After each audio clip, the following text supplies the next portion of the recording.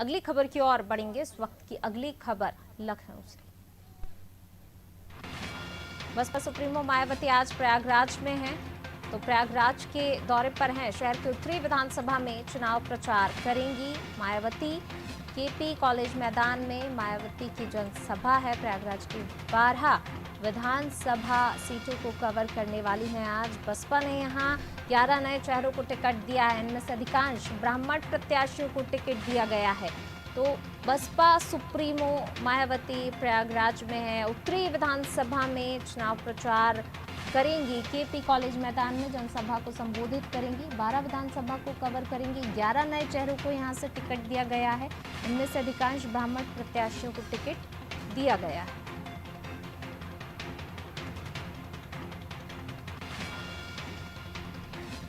तो आज प्रयागराज में चुनावी मैदान में डटी हुई हैं, जनसभाएं करेंगी। Baspa supremo Mayawati KP college मैदान में जनसभा को संबोधित करने वाली हैं।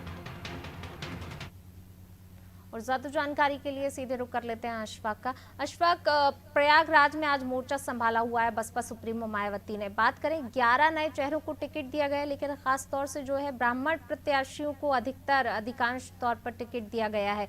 तो यहाँ के समीकरण, जातीय समीकरण की अगर बात करें तो यहाँ साधने की कोशिश की गई है। कितनी संख्या में यहाँ पर ब्राह्मण वोटर्स? देखिए, जैसा कि आपने बताया कि बीएसपी का जो टिकट वितरण का मामला होता है, वो कहीं ना कहीं जाति समीकरण को जरूर ध्यान में रखकर किया जाता है। प्रयागराज की अगर हम बात करें तो प्रयागराज मंडल में 22 सीटें हैं। तो कहीं ना कहीं टोटल मंडल की अगर हम बात करें, और 11 जो है प्रयागराज की जो मौजूदा सांसद है रीता बहुगुणा जोशी, वो खुद ब्राह्मण है। तो इन सब को टारगेट में रखते हुए बीएसपी ने जो ब्राह्मण चेहरे को और खासतौर पर नए और फ्रेश चेहरे को उतारा, जिन पर कोई दाग ना हो। मायावती की जब रैली होती है तो वो भाजपा के साथ समाजवादी पार्टी और कांग्रेस पर बहुत ज्यादा हमलावर होती हैं। खासतौर पर प्रियंका गांधी को टारगेट पर रखती हैं, गांधी परिवार को टारगेट रखती हैं।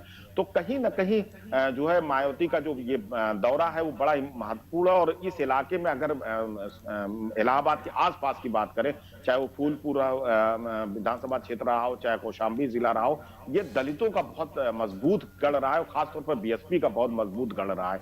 और इस बार जो है इस चुनाव में जो है बीएसपी की भी अग्नि परीक्षा है कि वो प्रयागराज मंडल में क्या कुछ कर पाती है। जी जी बिल्कुल अशफाक, ये भी देखने वाली बात होगी कि क्या कुछ कर पाती। नए चेहरों को जिस प्रकार से टिकट दिया गया है, क्या कोई यहाँ पर रिस्क नजर आता है? अगर जो अन्य पार्टियां हैं उनके सामने अगर इन नए चेहरों को देखा जाए तो कितना कड़ा मुकाबला आप देखते हैं?